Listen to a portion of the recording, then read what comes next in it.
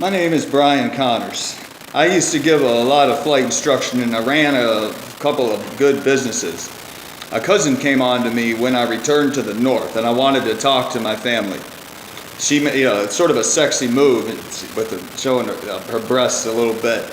In the back of the church, it's St. John's, and it's a Roman Catholic church, and it's in Bel Air. So my family had become very frightened after my cousin made this sexy move on me, and they asked my mom to go to a Bible study in that church.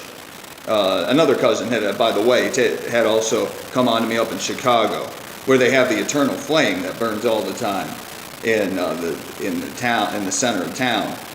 And my uncle's an attorney up there, so I went up and asked for some help about this. And right now, my mom's being taken advantage of and manipulated. My cousin Shanna's family and the Hathaways in Martins Ferry had taken advantage of my mom after taking her to that Bible study down there.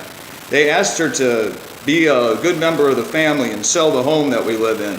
For her whole life's work's been put into it for a fraction of its value, $22,000. Well, I talked to the people that came to buy it. I told them that my cousin, what had happened, that I'd stood up for our family in that community, and I need community because I need to live. I need to live in the community where I've devoted my life and my dedication and my commitment as a Christian who had a cousin come on to him in Pittsburgh. Somebody tried to take advantage of this, filed false charges. The city has withdrew those false charges, and it's a good community for us to live in. So my mom's really just being taken advantage of by frightened family because they had that cousin make a come on, and made her sell that home because of the church and our honor as our family for only $22,000. It's a good home. Please help us to continue to live in it and help my mother. It was only $22,000. It's been purchased by somebody named Yanbo Sun. And it's a big two-story house on the corner up there in Crafton Heights in the Pittsburgh community.